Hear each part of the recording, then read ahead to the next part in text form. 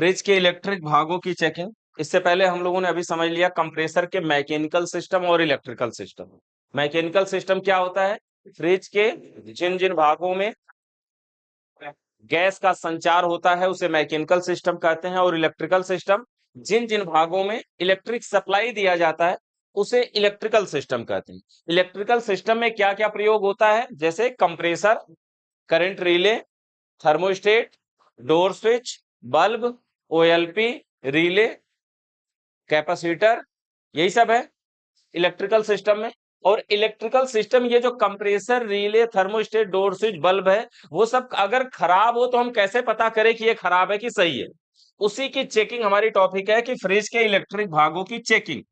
Fridge के electric भागों की चेकिंग में हम सबसे पहली चेकिंग समझेंगे कंप्रेसर की चेकिंग।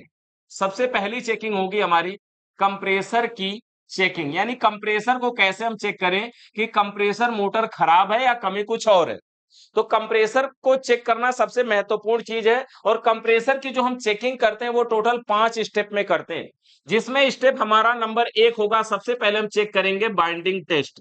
बाइंडिंग टेस्ट में ये चेक करेंगे कि इसकी जो बाइंडिंग है वो अंदर सही है कि नहीं सही है, ऐसा ना हो कि इसकी बाइंडिंग ही जल गई हो। फिर अगर बाइंडिंग टेस्ट इसका सही है, बाइंडिंग सही है, तो दूसरे नंबर पे हम इसका चेक करेंगे बॉडी अर्थ टेस्ट। यानी बॉडी अर्थ टेस्ट करेंगे कि अगर मान लीजिए बाइंडिंग ठीक भी है तो इसकी बॉडी में करंट तो नहीं आ रहा है। जब बॉडी अर्थ टेस्ट हो जाएगा, तीसरे नंबर पे हम चेक करेंगे इसकी पंपिंग टेस्ट करेंगे। पंपिंग यानी कि जितना इसको प्रेशर बनाना चाहिए ये उतना पंपिंग कर पा रहा है कि नहीं कर पा रहा है, क्योंकि फ्रिज में अगर ये पंपिंग भी कम करेगा तो भी तो हमारी फ्रिज कम ठंडा करेगी ना। यानी जितना इसको प्रेशर बनाना चाहिए उतना नहीं बना पाएगा तो भी हमारी फ्रिज कम ठंडा करेगी, तो पंपिंग टेस्ट करेंगे। चौथे नंबर पे आएगा हमारा एम्पियर टेस्ट, यानी जितना एम्पियर इसको लेना चाहिए उतना ले रहा है या उससे कम या उससे ज्यादा ले रहा है, उसको टेस्ट करेंगे, इसका एम्पियर क्या है। और उसके बाद 5वें नंबर पे टेस्ट करेंगे ऑयल टेस्ट, यानी ऑयल में इसमें सही है कि नहीं सही है, जितना होना चाहिए है कि उससे कम है। तो एक कंप्रेसर मोटर को इन 5 स्टेप में हम इसको बारी बारी से चेक करेंगे। सबसे पहले कंप्रेसर एक प्रकार का मोटर होता है, जानते ही हैं। जैसे सभी मोटर होते हैं उसी तरह का ये भी एक मोटर है, और इसमें 3 पिने हैं, कॉमन है, रनिंग है और स्टार्टिंग है। यही है। 3 लाइनें भी हैं, तो लाइनों की बात अभी तो अलग है। ये कंप्रेसर में 3 लाइनें भी हैं, कौन कौन सी? सक्शन, डिस्चार्ज और चार्जिंग। 3 पिने हैं। अब इसकी सबसे पहले पहली टेस्टिंग करनी है इसकी बाइंडिंग टेस्ट। अगर इस मोटर की बाइंडिंग टेस्ट करनी है कि इसकी जो बाइंडिंग है वो सही है कि नहीं सही है, तो जैसे किसी भी पंखा के मोटर की चेक करते हैं उसी तरह से इसको भी चेक करेंगे। मान लीजिए कि हम मल्टीमीटर लिए और मल्टीमीटर को कंटिन्यूटी मोड पे ऑन करेंगे, दोनों को सटाएंगे तो बीप की आवाज आएगी ना। जब कंटिन्यूटी मोड पे ऑन करेंगे तो अब क्या करेंगे, मल्टीमीटर के दोनों तारों से इसके तीनों पिनों को बारी बारी से चेक करेंगे, इधर उधर रख करके, यानी तीनों पिनों को बारी बारी से चेक करेंगे। इस अवस्था में मल्टीमीटर में जो भी रीडिंग आनी चाहिए, सभी पिनों में कुछ रीडिंग आनी चाहिए और असमान आनी चाहिए, यानी बदल बदल के आनी चाहिए। अगर किसी 2 पिनों पे कुछ भी मान नहीं आ रहा है तो इसका क्या मतलब है? मोटर की बाइंडिंग खराब है, यानी जल गया है, तार टूट गया, यानी रास्ता ब्रेक है। और अगर किसी 2 पिनों पे डायरेक्ट वीप की आवाज के साथ 0 रीडिंग शो हो रही है तो इसका क्या मतलब है?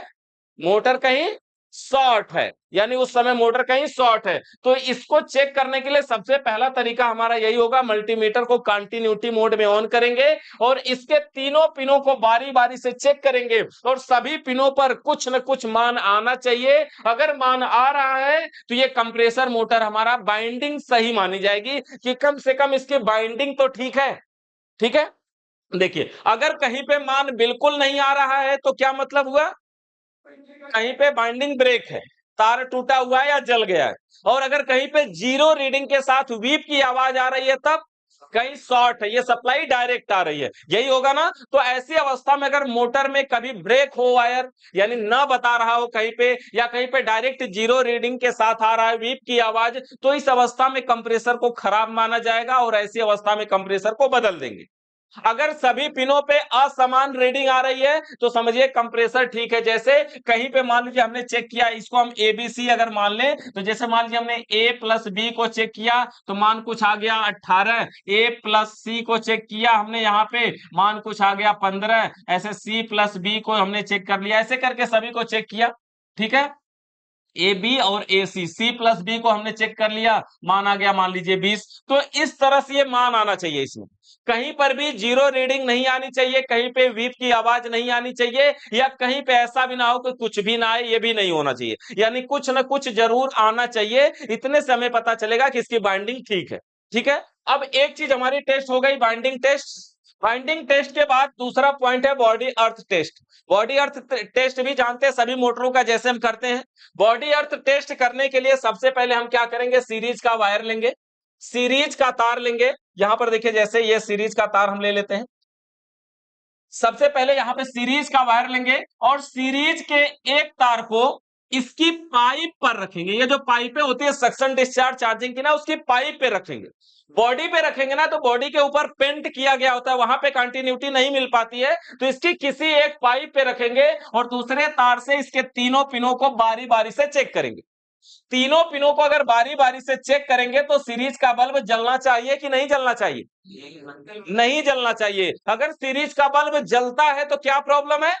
कहीं ना कहीं बॉडी अर्थ है। तो किसी भी पिन पे सीरीज का बल्ब नहीं जलना चाहिए। अगर बल्ब नहीं जल रहा है तो समझिए कि सही है, यानी बॉडी अर्थ नहीं है। और अगर बल्ब कहीं जल रहा है तो समझिए बॉडी अर्थ है। और अगर बॉडी अर्थ हो जाएगा तो क्या कर सकते हैं?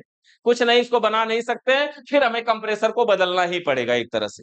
ठीक है ना? तो ये बॉडी अर्थ भी हम ऐसे टेस्ट कर लेंगे, बाइंडिंग टेस्ट कर लेंगे, तीनों पिनों को चेक करके सभी पे कुछ ना कुछ मान आना चाहिए। बॉडी अर्थ टेस्ट करेंगे, सीरीज का एक तार किसी पाइप पे रखेंगे, दूसरे तार से तीनों पिनों को बारी बारी से चेक करेंगे, कहीं पर भी सीरीज का बल्ब नहीं जलना चाहिए। अगर बल्ब नहीं जलता है तो समझिए ठीक है, यानी बॉडी अर्थ नहीं है। यहां तक सही है? तो ये बॉडी अर्थ जब इसका चेक हो जाएगा तो तीसरी चेकिंग हमारी इसमें है पंपिंग टेस्ट, यानी इसकी पंपिंग टेस्ट करना है कि इसकी जो पंपिंग है, जितना प्रेशर इसे बनाना चाहिए उतना प्रेशर ये बना पा रहा है कि नहीं बना पा रहा है। ये तीसरी टेस्टिंग। पंपिंग टेस्ट में कंप्रेसर का ये जो डिस्चार्ज लाइन है, एक तरफ सक्शन लाइन है और एक तरफ ये चार्जिंग लाइन है। पंपिंग टेस्ट करने के लिए सबसे पहले हमें एक गेज की जरूरत पड़ेगी, जो गेज हमारे पास होगा प्रेशर गेज। इस तरह से हमारे पास एक प्रेशर गेज की जरूरत पड़ेगी। ऐसे गेज हमारा ऐसे ही होता है, प्रेशर गेज। गेज लेंगे एक, एक गेज के साथ रबड़ की चार्जिंग पाइप लेंगे। रबड़ की चार्जिंग पाइप जानते हैं ना टूल्स में, तो रबड़ की चार्जिंग पाइप लेंगे और ये गेज के हैंडल को बंद कर देंगे, ऑफ। गेज का हैंडल अगर बंद है, और बंद होने का मतलब ये साइड वाला सिरा बंद होता है ना, सुई का संपर्क तो बना रहता है निचले सिरे से, और निचले सिरे में एक रबड़ की चार्जिंग पाइप जोड़ेंगे और इस पाइप का दूसरा सिरा अपने कंप्रेसर के डिस्चार्ज लाइन में जोड़ देंगे। यानी कंप्रेसर मोटर के डिस्चार्ज लाइन में रबड़ की चार्जिंग पाइप जोड़ेंगे और चार्जिंग पाइप का दूसरा सिरा गेज के निचले सिरे में जोड़ेंगे और प्रेशर गेज के हैंडल को ऑफ रखेंगे, बंद रखेंगे। अब अगर बंद रखेंगे और अगर इस कंप्रेसर मोटर को चलाएंगे, ऑन करेंगे, ये सक्शन लाइन से हवा को खींचेगा ना और डिस्चार्ज लाइन से बाहर फेंकेगा। और डिस्चार्ज लाइन से हवा निकल के जाएगी कहां? गेज में। क्या गेज से हवा बाहर निकलेगी? नहीं निकलेगी ना। क्यों? क्योंकि हैंडल बंद है।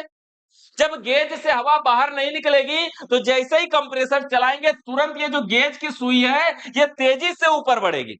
बढ़ेगी ना, क्योंकि इसमें हवा भरने में समय नहीं लगेगा, 2 4 5 10 15 सेकंड में ही हवा भर जाएगी इसमें। और जैसे ही ये गेज की सुई लगभग 450 पीएसआई पे पहुंचे, लगभग 450 पीएसआई पे पहुंचे, कंप्रेसर मोटर को बंद कर देना है। हैंडल तो पहले से बंद है, कंप्रेसर को बंद कर देना है।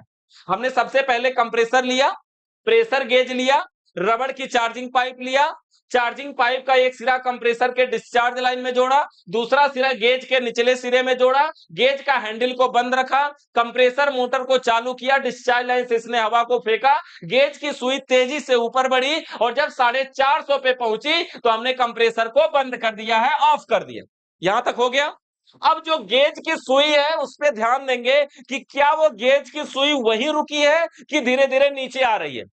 क्या लगता है आपको कि ये नीचे आएगी कि वहीं रुकी रहेगी? वहीं रुकी रहेगी कि नीचे आएगी? वहीं रुकी रहेगी, और वहीं रुकी रहनी भी चाहिए। अगर गेज की सुई नीचे आ रही है तो समझिए इसकी पंपिंग डाउन है। इसमें 3 स्टेप है, ऐसे समझ सकते हैं। अगर गेज की सुई बिल्कुल 450 पे रुकी है, बिल्कुल बढ़िया से रुकी है, नीचे नहीं आ रही है, तो कंप्रेसर की पंपिंग बहुत बढ़िया है। अगर गेज की सुई धीरे धीरे बहुत धीरे धीरे नीचे आ रही है तो भी कोई बात नहीं है, कंप्रेसर अभी चल सकता है, इसको अभी भी बदलने की जरूरत नहीं है, अभी कुछ दिन चलेगा। और अगर गेज की सुई तुरंत नीचे आ जा रही है या फिर 450 तक प्रेशर को चढ़ा ही नहीं पा रही है तो ऐसे अवस्था में कंप्रेसर की पंपिंग पूरा खराब मानी जाएगी। समझ रहे हैं क्या? यानी अगर इसकी पंपिंग कटने से गेज की सुई नीचे क्यों आती है, उसको पिस्टन को आपने देखा उस दिन, समझा ना कि पिस्टन जब उसमें पंपिंग करता है तभी तो प्रेशर बनाता है। जैसे साइकिल में हवा भरने वाला पंप हो, जिससे हम दबाते हैं, जब हमारा रबड़ अगर कट जाता है तो वो कम प्रेशर बना पाता है। और कम प्रेशर बनाने का कारण ये होता है कि जब हम दबाते हैं तो आधी हवा वही जगह बना के ऊपर निकल जाती है ऊपर, इसीलिए वो कम प्रेशर बनाता है। अगर इसका वार्सल घिस जाएगा, कट जाएगा तो वहां से हवा लीक करके वापस निकलने लगेगी, इसलिए ये सुई इसमें डाउन आएगी। यानी अगर सुई डाउन आ रही है तो कंप्रेसर की पंपिंग खराब मानी जाएगी। अगर तेजी से डाउन आ रही है तो, हल्का फुल्का धीरे धीरे डाउन आ रही है तो कोई बात नहीं है, काम चलेगा, अभी कोई दिक्कत की बात नहीं है। क्लियर है? पंपिंग टेस्ट सही है, समझ गए? सबसे पहले क्या क्या, कंप्रेसर के डिस्चार्ज लाइन में रबड़ की चार्जिंग पाइप को जोड़ा, उसी पाइप का दूसरा सिरा प्रेशर गेज के निचले सिरे में जोड़ा, हैंडल को बंद रखा, कंप्रेसर को चालू किया, 450 पीएसआई तक प्रेशर चढ़ाया, कंप्रेसर को बंद कर दिया, गेज की सुई को देखा कि क्या वहीं रुकी है। अगर सुई वहीं रुकी है तो पंपिंग बहुत बढ़िया है, धीरे धीरे नीचे आ रही है तो भी कोई बात नहीं, अभी चलेगा। अगर तेजी से नीचे आ रही है या फिर 450 तक पहुंच ही नहीं पा रही है तब समझिए कि कंप्रेसर की पंपिंग खराब है, यानी इस अवस्था में कंप्रेसर को बदलना पड़ेगा। क्लियर है? तो कंप्रेसर की पंपिंग हम ऐसे टेस्ट कर सकते हैं। उसके बाद है एम्पियर टेस्ट। एम्पियर टेस्ट करने के लिए जब कंप्रेसर मोटर हमारा चलता है, जैसे न्यूट्रल फेस की सप्लाई से चलेगा ना, न्यूट्रल की सप्लाई कॉमन में जाएगी, यहाँ पे रनिंग और स्टार्टिंग में रिले लगा रहेगा तो एक पॉइंट हमारा फेस इसमें जाएगा, यही जाएगा। कंप्रेसर मोटर चालू हो जाएगा, हमारे पास डिजिटल क्लैंप मीटर होना चाहिए जिससे हम नाप सके कि ये कितना एम्पियर ले रही है। एम्पियर हम नापते हैं, अपना क्लैंप मीटर लेते हैं और क्लैंप मीटर जो हमारा होता है उसको इसके किसी एक तार में फंसाते हैं, किसी एक में, चाहे वो न्यूट्रल में फंसाएं चाहे फेस में फंसाएं, जैसे ही लगाएंगे कंप्रेसर चल रहा होगा तो इसका एम्पियर इसके डिस्प्ले में प्रदर्शित होने लगेगा, दिखाएगा ना कि ये कितना एम्पियर ले रहा है। तो जितना एम्पियर लेगा उसके हिसाब से हम इसके अंदर खराबी का अंदाजा लगाएंगे कि अगर कुछ कमी है, मतलब कितना एम्पियर लेना चाहिए। जैसे अगर कोई फ्रिज है, मान लीजिए कि हाँ 0.4 एम्पियर से 0.8 एम्पियर या 1 एम्पियर तक लेना चाहिए, तो अगर उसी के बीच में ले रही है तो मतलब सब कुछ ठीक है, कोई बात नहीं है।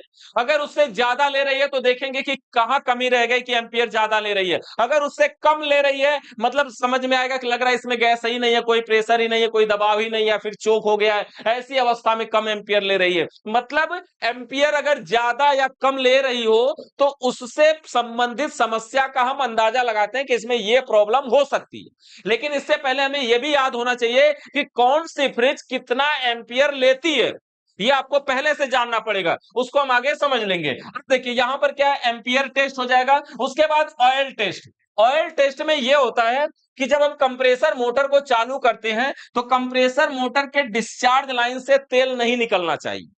अगर कंप्रेसर मोटर के डिस्चार्ज लाइन से अधिक मात्रा में तेल निकल रहा है तो समझिए कंप्रेसर में ऑयल की कमी है, या फिर अगर तेल निकल रहा है तो पहले भी निकल चुका होगा। हमारे पास एक ऑप्शन होता है कि इसका पूरा ऑयल निकाल के और दोबारा से इसमें ऑयल भरे, सही हो जाता है। अगर नहीं सही होता है तो फिर ऐसे अवस्था में कभी कभी कंप्रेसर को बदलना भी पड़ जाता है, क्योंकि अगर ये डिस्चार्ज लाइन से तेल फेंकेगा तो जाएगा कंडेंसर में, फिल्टर में, कैपिलरी में, कहीं जाम करेगा और गैस का बहाव रुक जाएगा और सिस्टम को चोक करेगा। तो ये ऑयल टेस्ट होता है, यानी इसके डिस्चार्ज लाइन से तेल नहीं निकलना चाहिए। ठीक है? और कंप्रेसर के 3 पिनों को अगर हम चेक करने की बात करें तो तीनों पिनों में कॉमन कौन है, रनिंग कौन है, स्टार्टिंग कौन है, हम तो जानते ही हैं, देख के बता सकते हैं, चेक करने की जरूरत नहीं है। कॉमन हमेशा ऊपर या नीचे होता है, या तो कॉमन ऊपर रहेगा या तो कॉमन नीचे रहेगा। रनिंग हमेशा दाहिने होता है और स्टार्टिंग हमेशा बाएं होता है। ये दाहिना हमारा होता है, कंप्रेसर का दाहिना नहीं, हमारा दाहिना। मतलब ऐसे सामने है कंप्रेसर तो इधर वाली जो पिन है वो रनिंग है, इधर वाली पिन है वो स्टार्टिंग है, और ऊपर वाली कॉमन होगी या तो नीचे वाली कॉमन होगी, है ना? तो इस तरह से होता है। अब कंप्रेसर के बाद इसके अंदर और क्या क्या होता है, रिले वगैरह होता है। रिले की चेकिंग को समझते हैं। करंट रिले, कंप्रेसर के बाद दूसरा पॉइंट हमारा होगा करंट रिले की चेकिंग। जब हम कंप्रेसर को कंफर्म कर लेंगे कि खराब नहीं है तो करंट रिले की चेकिंग कर लेंगे। करंट रिले में सबसे पहला रिले हमारा है open type relay. Open type relay की checking, open type relay. Open type relay को जानते हैं ना? ओपन टाइप रिले को ओपन टाइप रिले क्यों बोलते हैं? क्योंकि इसकी सभी बाइंडिंग ऊपर से दिखाई देती है। यानी अभी दिखाते हैं ओपन टाइप रिले कैसा होता है। देखिए इस तरह से इसमें बाइंडिंग होती है, दो छिद्र बने होते हैं, एक रनिंग और एक स्टार्टिंग के लिए होता है। इसमें प्लंजर नाम की पत्ती लगी होती है जो रनिंग से स्टार्टिंग में शार्ट मारने का काम करती है। इस रिले को अगर चेक करना है कि ये रिले सही है कि नहीं सही है, तो हमें क्या करना होगा? सबसे पहले सीरीज का एक बल्ब लेना होगा। सीरीज के एक तार को रिले के पोल पॉइंट पर रखेंगे। सीरीज का एक हमने बल्ब लिया और सीरीज के एक तार को रिले के पोल पॉइंट का मतलब यही है पोल पॉइंट ना, जिसमें हम कनेक्शन देते हैं। एक तार को पोल पॉइंट पर रखेंगे और दूसरे तार से रिले के दोनों छिद्रों को बारी बारी से इसी में डाल करके चेक करेंगे। तो क्या लगता है, सीरीज का बल्ब किसी छिद्र में जलेगा? किसी एक में जलेगा, और जिसमें जलेगा वह रिले का रनिंग पॉइंट होगा। रनिंग में कम इस रिले के ऊपर यहां पे लिखा होता है यम, रनिंग नहीं लिखा होता, यम लिखा होता है और इस पे यस लिखा होता है। यम का मतलब होता है मेन, मेन का मतलब पावर, मतलब फेस, है ना? तो रनिंग वाले पे जलेगा और स्टार्टिंग वाले पे नहीं जलेगा। अगर ऐसा हो रहा है तो मान लेंगे कि रिले 50% सही है। ठीक है, यानी सबसे पहले रिले को सीधे पोजीशन पे रखेंगे, पलट के टेढ़ा करके ऐसे नहीं रखना है, ऐसा ही इसका सीधा पोजीशन, ये लट्टू वाला आकार नीचे रहेगा। रिले को सीधे पोजीशन पे रखेंगे और सीरीज के एक तार को रिले के पोल पॉइंट पे रखेंगे और दूसरे तार से रिले में बने दोनों छिद्रों को बारी बारी से चेक करेंगे। इस अवस्था में सीरीज का बल्ब किसी एक छिद्र में जलेगा, जिसमें जलेगा वह रिले का रनिंग पॉइंट होगा। क्लियर? अब दूसरा बात यह है, जब हम ओपन टाइप रिले को एक बार चेक कर लिया तो 50% सही मान लिया। दूसरा पॉइंट ये कि अब रिले को पलट देंगे। पलटने का मतलब समझ गए ना? नीचे का सिरा ऊपर और ऊपर का सिरा नीचे कर देंगे और फिर सीरीज का एक तार लेंगे और सीरीज के एक तार को रिले के पोल पॉइंट पर रखेंगे, दूसरे तार से दोनों छिद्रों को बारी बारी से चेक करेंगे। इस अवस्था में सीरीज का बल्ब दोनों छिद्रों में जलना चाहिए, क्योंकि जब इसको पलटेंगे तो ये प्लंजर नाम की पत्ती निचले पॉइंट में आके टच हो जाएगी और टच हो जाएगी तो दोनों छिद्रों में जलना चाहिए। अगर ऐसा होता है तो ओपन टाइप रिले को 100% सही माना जाएगा। क्लियर है? ओपन टाइप रिले को कैसे चेक करेंगे? सबसे पहले सीधे पोजीशन पे रखेंगे, सीरीज के एक तार को रिले के पोल पॉइंट पे रखेंगे, दूसरे से दोनों को चेक करेंगे। किसी एक में सीरीज का बल्ब जलेगा, जिसमें जलेगा वह रिले का रनिंग पॉइंट होगा और इस अवस्था में 50% सही माना जाएगा। और दूसरी चेकिंग में रिले को पलट देंगे, यानी नीचे का सिरा ऊपर और ऊपर का नीचे कर देंगे और सीरीज के एक तार को रिले के पोल पॉइंट पे रखेंगे, दूसरे से दोनों छिद्रों को चेक करेंगे। इस अवस्था में सीरीज का बल्ब दोनों छिद्रों में जलना चाहिए। अगर ऐसा होता है तो रिले को 100% सही माना जाएगा। ठीक है, इस तरह से हम चेक कर सकते हैं ओपन टाइप रिले को। ओपन टाइप रिले के बाद दूसरा रिले एक और हमारा था, box type relay. Open type relay को दिखाते हैं यहां पे थोड़ा सा, ओपन टाइप रिले को थोड़ा सा दिखा देते हैं। देखिए यहां पर ओपन टाइप रिले की चेकिंग में ये भी है, यहां पर इसमें क्या लिखा हुआ है?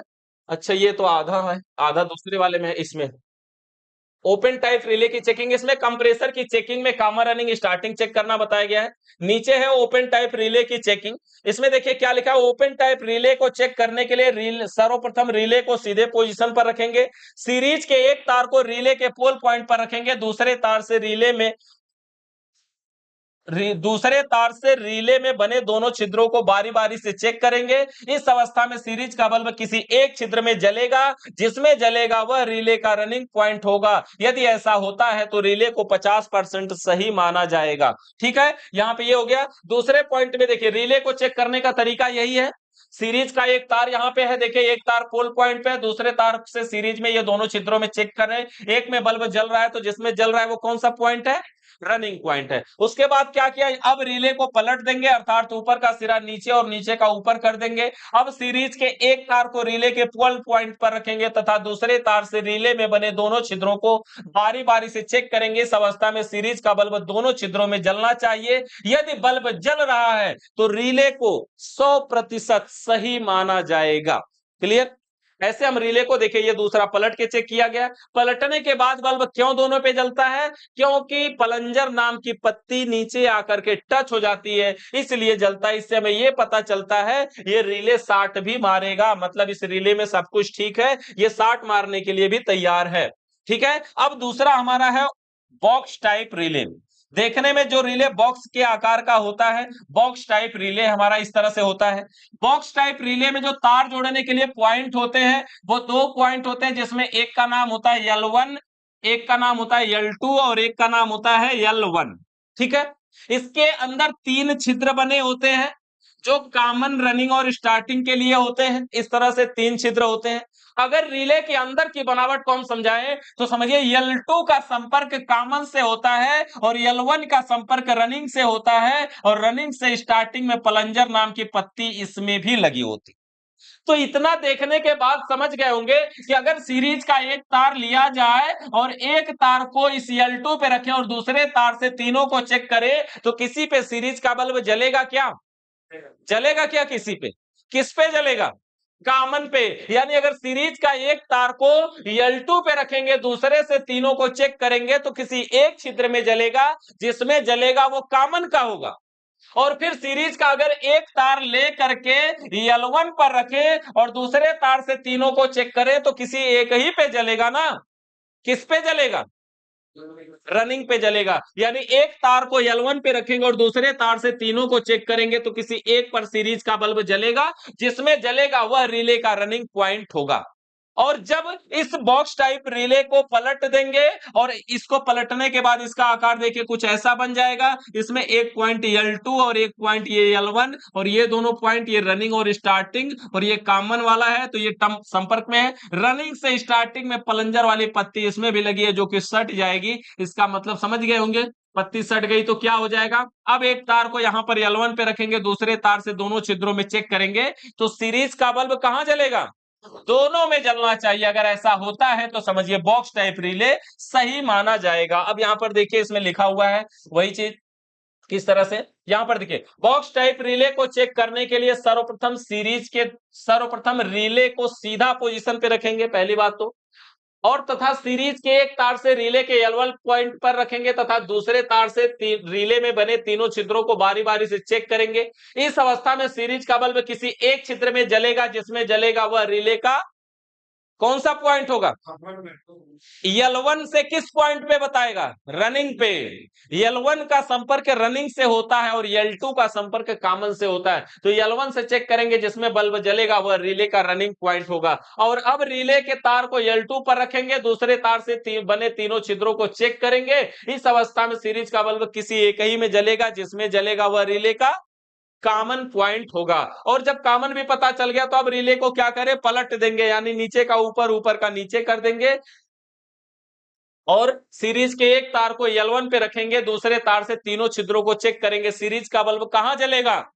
दो छिद्रों में जलेगा, और जिन दोनों में जलेगा वह रिले का रनिंग और स्टार्टिंग पॉइंट होंगे। अगर ये तीनों प्रक्रिया हो रही है तो समझिए हमारा बॉक्स टाइप रिले सही है। ठीक है, अब हमारा तीसरा रिले जो मेन है, PTC relay, positive temperature coefficient. ये रिले 1 पिन, 2 पिन, 3 पिन या फिर 4 पिन का होता है। इस तरह से है, 1 पिन, ये 2 पिन, 3 पिन या फिर 4 पिन का होता है। इसको हम समझते हैं, जैसे देखिए, जैसे 4 पिन को अगर हम चेक कर लेंगे तो समझिए किसी भी पिन को चेक कर सकते हैं। इसके बीच में एक सेल जैसा होता है, ये क्या नाम है इसका? Ceramic disc. क्या नाम है? Ceramic disc. इसका कार्य क्या होता है? इसका कार्य क्या होता है? हाँ, रनिंग से स्टार्टिंग में 60 मार के कंप्रेसर मोटर को चलाना है ना। अब देखिए इसमें क्या है, अगर इस रिले को चेक करना है तो ये सिरेमिक डिस्क है, ये एक साइड का है, तो इसका संपर्क ऐसे ही होता है ना। यानी एक साइड की दोनों पिने एक ही होती है और दूसरी साइड की दोनों पिने एक ही होती। यानी अगर इसको ऐसे चेक करना हो, सीरीज का 2 तार लेके इन दोनों पे रखा जाए तो बल्ब जलेगा कि नहीं? जलेगा। अगर इन दोनों पे रखेंगे तो बल्ब जलेगा कि नहीं? जलेगा। अगर इन दोनों पे रखेंगे तो बल्ब जलेगा कि नहीं? जलेगा, जलेगा। और इन दोनों पे रखेंगे तो कहीं से कहीं रखिए, सब जगह बल्ब जलेगा। कहीं से कहीं रखिए, सब जगह बल्ब जलेगा। हम क्या करेंगे, इसको चेक करना है तो चेक करने के लिए सीरीज का 2 तार लेंगे और इसमें 2 छिद्र बने हैं ना, ये दोनों छिद्रों में सीरीज के दोनों तारों को दोनों छिद्रों में रखेंगे और इस अवस्था में सीरीज का बल्ब जलना चाहिए। अगर बल्ब जल रहा है तो रिले को थोड़ा सा ठीक मान लेंगे, लेकिन बल्ब को जलते रहने देंगे। 2 4 5 मिनट के अंदर देखेंगे कि सीरीज का बल्ब धीरे धीरे करके बंद हो जाएगा। सीरीज का बल्ब इसमें जब बंद होता है तो जैसे किसी स्विच को बंद करते हैं एकाएक बल्ब बंद होता है, ये वैसे बंद नहीं होता है, ये धीरे धीरे करके बंद होता है। जैसे जनरेटर बंद करते हैं तो लाइट धीरे धीरे बंद होती है, देखे है ना। ठीक उसी प्रकार से जब इसको बंद करेंगे, मतलब इसमें जब लगाएंगे और ये जब बल्ब बंद होगा तो वो एकाएक बंद नहीं होगा, वो धीरे धीरे करके बंद होगा। क्योंकि सिरेमिक डिस्क गर्म होगी तो जितना गर्म होती जाएगी उतना रेजिस्टेंस को कम करते जाएगी, मतलब बढ़ाते जाएगी, और पूरा गर्म हो जाएगी, पूरा रेजिस्टेंस बढ़ा देगी, सप्लाई आउट नहीं हो पाएगी और बल्ब हमारा बंद हो जाएगा। यही होगा। तो सीरीज के दोनों तारों को पीटीसी रिले के दोनों छिद्रों में रखेंगे। सर्वप्रथम सीरीज का बल्ब जलना चाहिए। कुछ समय तक इंतजार करेंगे। इंतजार करने के बाद देखेंगे कि थोड़ी देर में सीरीज का बल्ब अपने आप बंद हो जाएगा। अगर ऐसा होता है तो रिले को सही मानेंगे। फिर हम सीरीज के तार को बाहर निकाल लेंगे और बाहर निकालने के बाद थोड़ी देर बाद फिर इसको लगा करके देखेंगे तो फिर बल्ब जलना चाहिए। अगर ऐसा होता है तो पीटीसी रिले को 100% सही माना जाएगा। क्लियर है? चेक हो जाएगा ना पीटीसी रिले। यानी आराम से इसके दोनों छिद्रों में रखना है। बल्ब जल रहा है तो समझिए इतना तो है कि कम से कम 60 मार रहा है। अब 60 मारने के बाद कट भी करेगा कि नहीं करेगा ये जानने के लिए 5 मिनट उसमें लगे रहने देंगे। जब लगे रहने देंगे तो थोड़ी देर में देखेंगे बल्ब बंद हो जाएगा। अगर बल्ब बंद हो जाता है तो इसका मतलब है कि ये कट करता है, यानी 60 मारने के बाद कट करता है। अच्छा, यहां पे जब 60 मारने के बाद हम ये कह रहे हैं कि बल्ब को 5 मिनट लग जाएगा बंद होने में, तो फिर क्या कंप्रेसर 5 मिनट तक 60 होता रहता है? ऐसा नहीं है। कंप्रेसर ज्यादा पावर का मोटर होने के कारण कंप्रेसर जब लगता है तो यह जल्दी कट करता है, लेकिन जो बल्ब लगाते हैं वो उससे कम पावर का होने के कारण बल्ब में थोड़ा समय लगता है इसको कट करने में।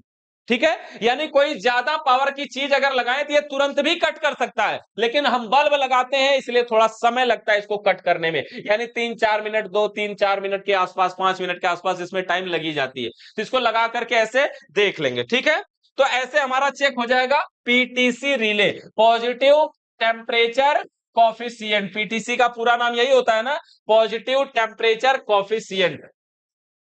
ठीक है, पीटीसी का पूरा नाम हो गया पॉजिटिव टेम्परेचर कॉफिशिएंट। ये बॉक्स टाइप रिले, और बॉक्स टाइप रिले के बाद इसमें ओएलपी आ गया है। अच्छा, ठीक है।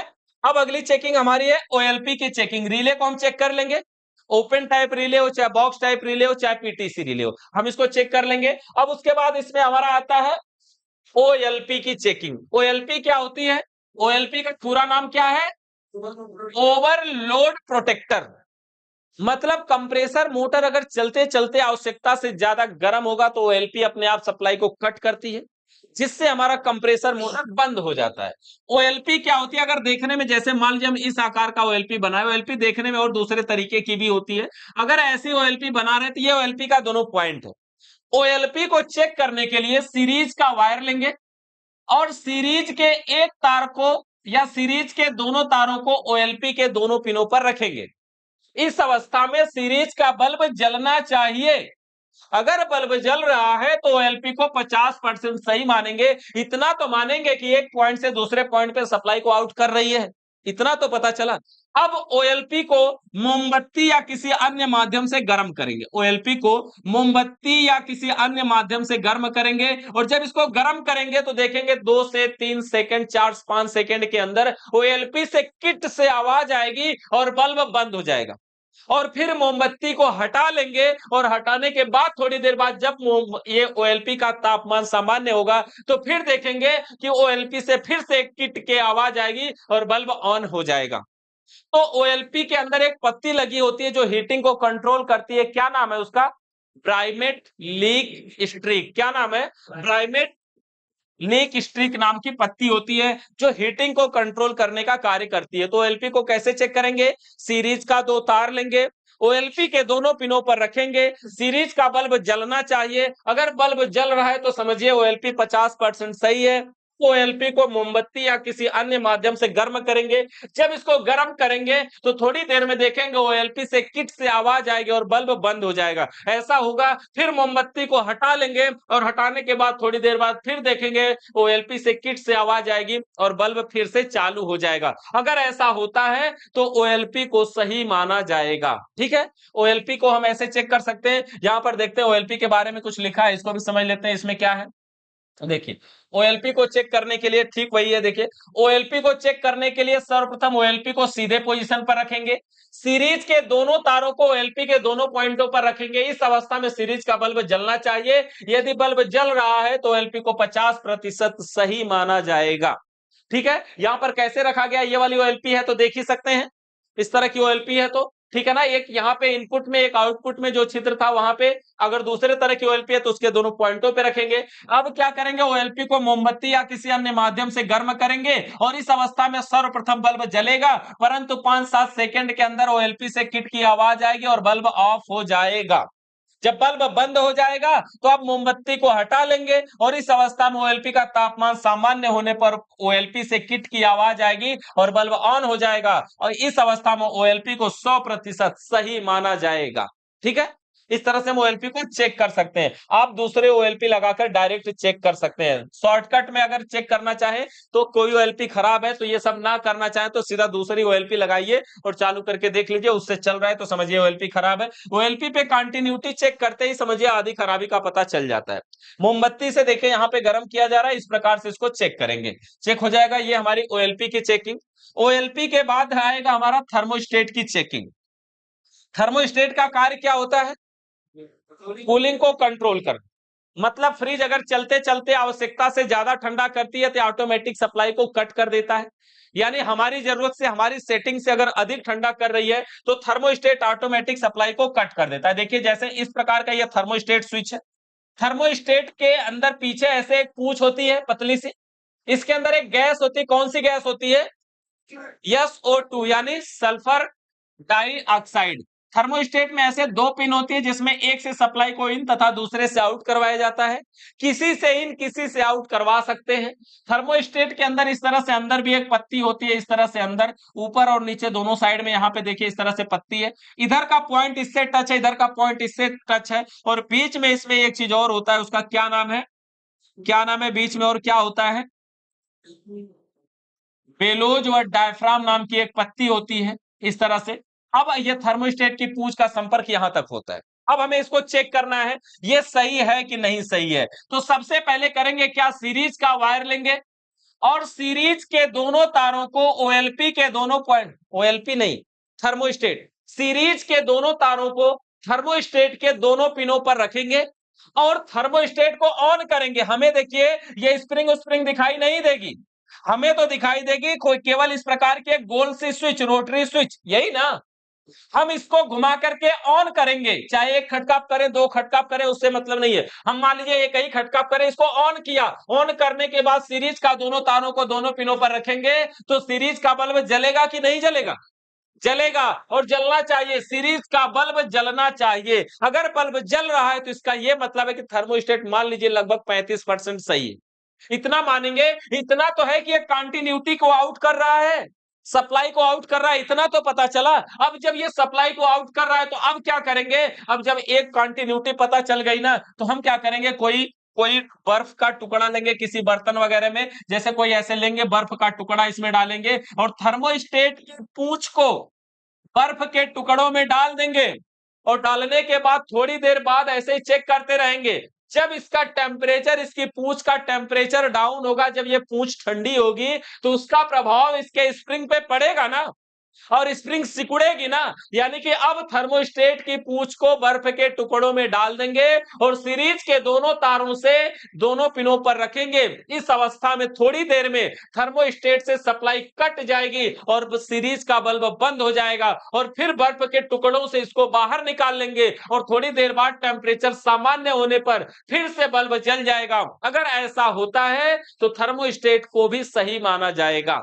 ठीक है। लेकिन यह बर्फ के टुकड़े वगैरह पाएंगे कहां से, ये सब कोई चेक करता नहीं है। लेकिन इसको जानना कि ऐसे चेक कर सकते हैं या फिर ऐसे हमारा स्विच काम करती है, ऐसे हमारी थर्मोस्टेट काम करती है। ये थर्मोस्टेट में पहले इलेक्ट्रिक और फिर मैकेनिकल चेकिंग करते हैं। जो दोनों पॉइंटों को चेक करते हैं हम उसको इलेक्ट्रिकल चेकिंग बोलते हैं। देखिए यहां पे ये थर्मोस्टेट है, यहाँ पे थर्मोस्टेट, और थर्मोस्टेट में यहाँ पे देखिए क्या लिखा है, थर्मोस्टेट की चेकिंग। थर्मोस्टेट को चेक करने के लिए, ये थर्मोस्टेट पहचान रहे हैं ना, इसी तरह से होता है देखने में। इसके पीछे ये जो पाइप जैसे दिख रहे हैं वो इसकी पूंछ है। थर्मोस्टेट को चेक करने के लिए सर्वप्रथम सीरीज के दोनों तारों को थर्मोस्टेट के दोनों पॉइंटों पर रखेंगे। इस अवस्था में थर्मोस्टेट ऑन रहेगा और इस अवस्था में सीरीज का बल्ब जलना चाहिए। यदि बल्ब जल रहा है तो थर्मोस्टेट को 50% सही माना गया। अब उसके बाद अब थर्मोस्टेट की पूंछ को बर्फ के टुकड़ों में डाल देंगे तथा सीरीज के दोनों तारों को थर्मोस्टेट के दोनों पॉइंटों पर रखेंगे। इस अवस्था में सर्वप्रथम सीरीज का बल्ब जलेगा, परंतु 5 से 7 मिनट में थर्मोस्टेट से किट की आवाज आएगी और बल्ब ऑफ हो जाएगा, बंद हो जाएगा। और फिर जब बंद हो जाएगा फिर क्या करेंगे, फिर थर्मोस्टेट की पूंछ को बर्फ के टुकड़ों से बाहर निकाल लेंगे, यही करेंगे ना। अब थर्मोस्टेट की पूंछ को बर्फ के टुकड़ों से बाहर निकालेंगे तथा सीरीज के दोनों तारों को थर्मोस्टेट के दोनों पॉइंटों पर रखेंगे। इस अवस्था में थर्मोस्टेट का तापमान सामान्य होने पर पुनः बल्ब ऑन हो जाएगा। यदि ऐसा होता है तो थर्मोस्टेट को 100% सही माना जाएगा। क्लियर है। ऐसे हम थर्मोस्टेट को चेक कर लेंगे। उसके बाद अगला पॉइंट हमारा इसमें डोर स्विच की चेकिंग। डोर स्विच की चेकिंग, डोर स्विच क्या होता है, हाँ, फ्रिज के अंदर लगे बल्ब को ऑन ऑफ करता है।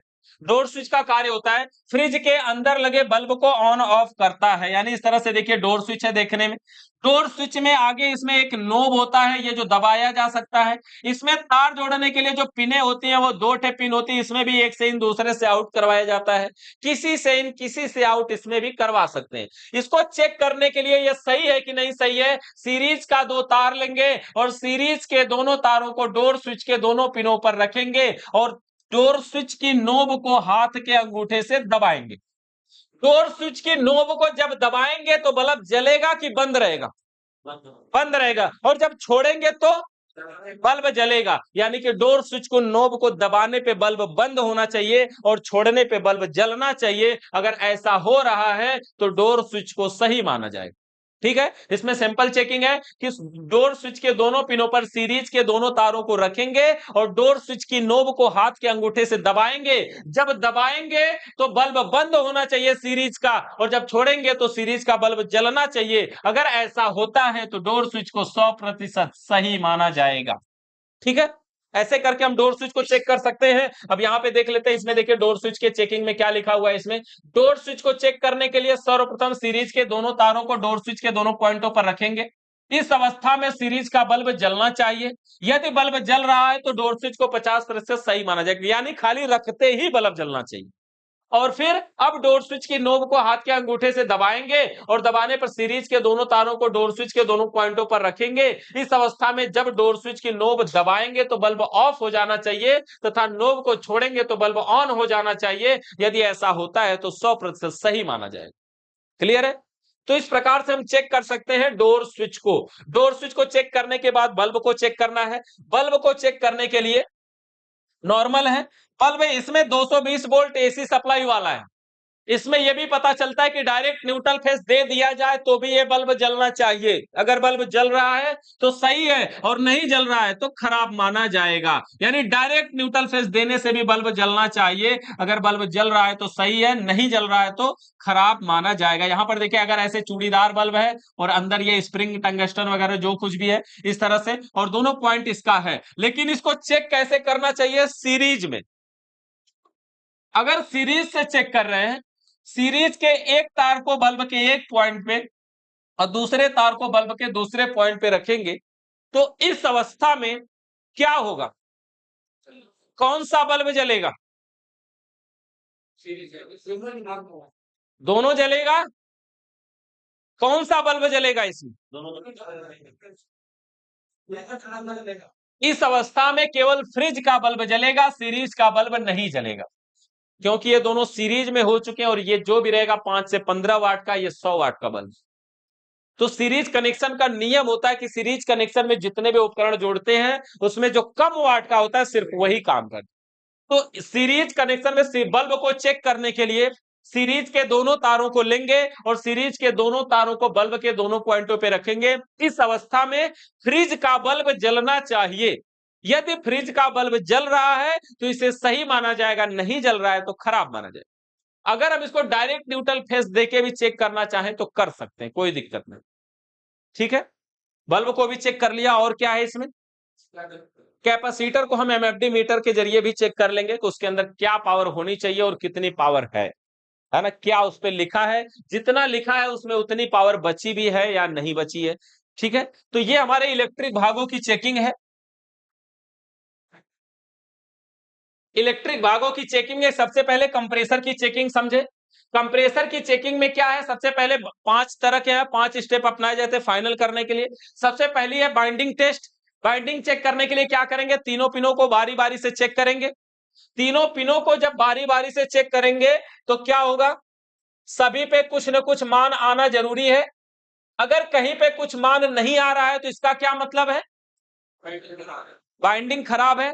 अगर कहीं पे डायरेक्ट जीरो रीडिंग के साथ वीप की आवाज आ रही है तो क्या है, मोटर शॉर्ट है ना। और यानी कि हर जगह अलग अलग मान का कुछ रीडिंग प्रदर्शित होनी चाहिए। अगर ऐसा होता है तो हम इसकी बाइंडिंग सही मानेंगे। उसके बाद बॉडी अर्थ टेस्ट करना है। बॉडी अर्थ टेस्ट करने के लिए क्या करते हैं, सीरीज के एक तार को कंप्रेसर के किसी पाइप पे रखेंगे और दूसरे तार से तीनों पिनों को चेक करेंगे। सीरीज का बल्ब कहीं भी नहीं जलना चाहिए। अगर बल्ब नहीं जलता है तो समझिए बॉडी अर्थ नहीं है, मतलब ये भी ठीक है। पंपिंग टेस्ट के लिए कंप्रेसर के डिस्चार्ज लाइन में रबड़ की चार्जिंग पाइप जोड़ा और चार्जिंग पाइप का दूसरा सिरा प्रेशर गेज में जोड़ा और गेज को हैंडल को बंद रखा, कंप्रेसर को चालू किया और गेज की सुई इस अवस्था में 450 पीएसआई तक बड़ी तेजी से जाएगी। 450 पीएसआई पहुंचने के बाद कंप्रेसर को बंद कर देंगे। बंद करने के बाद गेज की सुई पे ध्यान देंगे, सुई वहीं रुकी होनी चाहिए। अगर गेज की सुई धीरे धीरे नीचे आ रही है, अगर गेज की सुई बिल्कुल वहीं रुकी है तो पंपिंग बहुत अच्छी है। गेज की सुई धीरे धीरे नीचे आ रही है तो पंपिंग समझिए काम चल जाएगा, कोई बात नहीं है, ठीक है। लेकिन अगर गेज की सुई तेजी से नीचे आ रही है तो पंपिंग खराब मानी जाएगी और कंप्रेसर को बदलना पड़ेगा। तीसरा, ये चौथा हमारा था एम्पियर टेस्ट, यानी जितना एम्पियर इसको लेना चाहिए उतना एम्पियर ये ले रही है कि नहीं ले रही है। अगर एम्पियर ज्यादा या कम ले रही है तो उससे संबंधित समस्या का अंदाजा हम लगाते हैं। उसके बाद ऑयल टेस्ट है। ऑयल टेस्ट का मतलब वो कंप्रेसर के डिस्चार्ज लाइन में देखेंगे कि कहीं तेल तो नहीं फेंक रही है। अगर अधिक मात्रा में तेल फेंक रही है तो समझिए ऑयल की खराबी है। इस अवस्था में एक बार पूरा ऑयल निकाल के फिर से चार्ज करके देख सकते हैं। अगर नहीं सही होता है तो कंप्रेसर को बदलना पड़ेगा। तो ये हमारे 5 स्टेप में हम कंप्रेसर मोटर को चेक करते हैं। का कंप्रेसर को बंद नहीं करेंगे तो क्या होगा, तो प्रेशर बढ़ता रहेगा बढ़ता रहेगा। कंप्रेसर के पास कितनी पावर है कि वो उसको पाइपों को फाड़ने तक क्षमता रखता है, कि सुई को बिगाड़ने तक क्षमता रखता है। बंद क्यों नहीं करेंगे, नहीं बंद करना जरूरी है। जब सुई इसकी पूरी फुल हो जाएगी तो बंद क्यों नहीं करेंगे, उससे ज्यादा क्यों भरते रहेंगे। तो जब प्रेशर भर जाए तो सुई को भर देना। वैसे ही जब प्रेशर भर रहे हैं, जब प्रेशर दबाव दे रहे हैं तो सावधान रहना है कि बंद करने के लिए पहले सोच लेना। ऐसा नहीं सोचना है कि नहीं उस समय प्लग निकाल रहे हैं और निकल ही नहीं रहा हो, अब स्विच उसमें लगी ना हो कि हम बंद कर सकें, ऐसा नहीं होना चाहिए। बंद करने का तरीका भी पहले सोच लेना इसको चालू करने से पहले, क्योंकि आप ये पंपिंग करने, अगर नहीं बंद होता लास्ट में तो जल्दी जल्दी हैंडल है खोल देना तो हवा आगे निकलना शुरू हो जाएगी, फिर कोई दिक्कत नहीं है। यानी बंद करना जरूरी है। ठीक है, अब देखिए कंप्रेसर को चेक करने के बाद हमने यहाँ पे क्या चेक किया, रिले को। रिले में हमारा ओपन टाइप रिले है।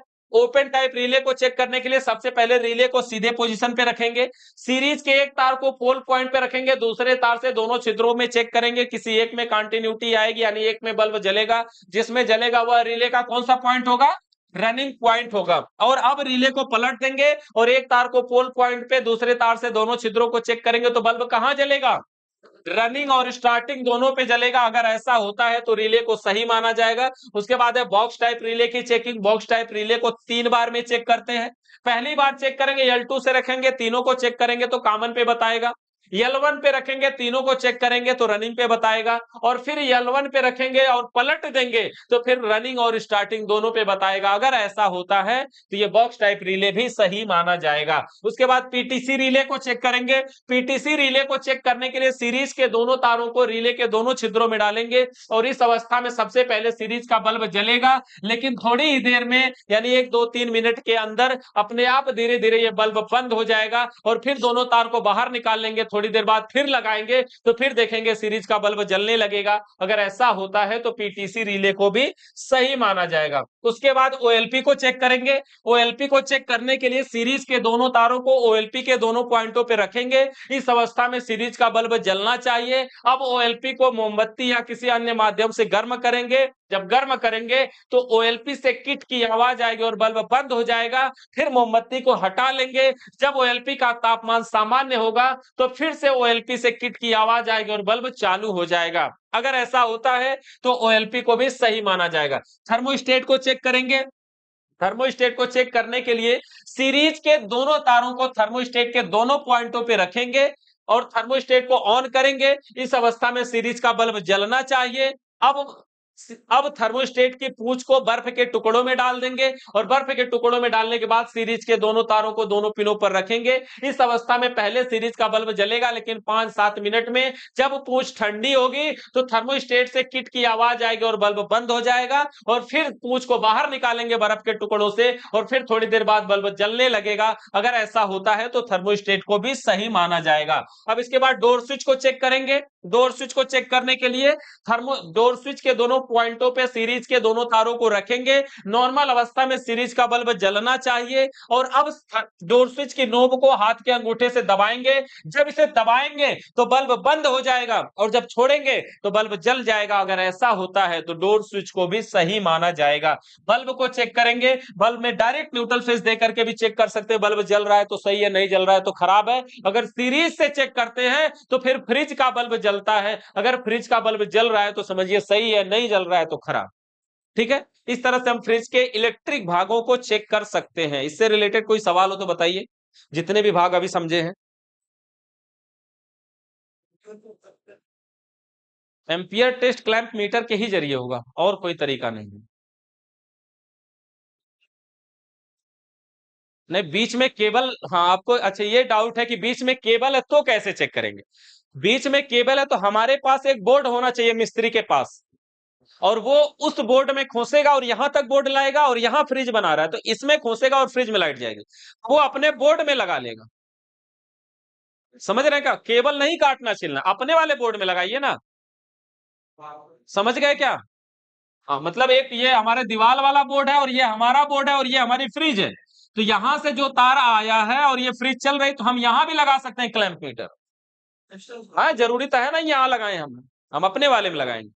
और चाहे तो उससे अच्छा तरीका एक अपने बोर्ड में ही एम्पियर मीटर डाल लीजिए, तो फिर बिना चेक किए वो बताता रहेगा। जब भी फ्रिज लगाएंगे जैसे ही वहां दिखाएगा कितना एम्पियर ले रही है, एसी कर रहे हैं, फ्रिज कर रहे हैं, जो भी कर रहे हैं वो भी बताएगा। ऐसे भी कर सकते हैं, लेकिन क्लैंप मीटर से ही चेक करना चाहिए। सब लोग क्लैंप से करते हैं, इस पे भरोसा होता है। क्लैंप मीटर और नॉर्मल एम्पियर मीटर वाले में जब चेक करेंगे कुछ कुछ पॉइंट पॉइंट का कभी कभी डिफरेंट आता है, मतलब ये कुछ और बताएगा, वो कुछ और बताएगा। हाँ, और बताइए,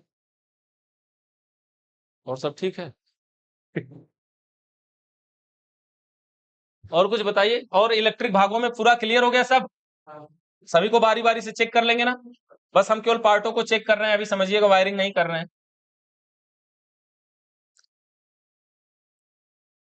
ठीक है, तो लिखिए चलिए। उतना एमएफडी होना चाहिए, उसी के आसपास भी है तो भी ठीक है। जैसे मान लो कि लिखा है 6 एमएफडी और आ रहा है 5.5 एमएफडी, तो कोई बात नहीं है, काम चलेगा। लेकिन 6 एमएफडी लिखा हुआ है, मान लीजिए उस पे दिखा रहा है 2 एमएफडी, तो बदलना तो पड़ेगा ना।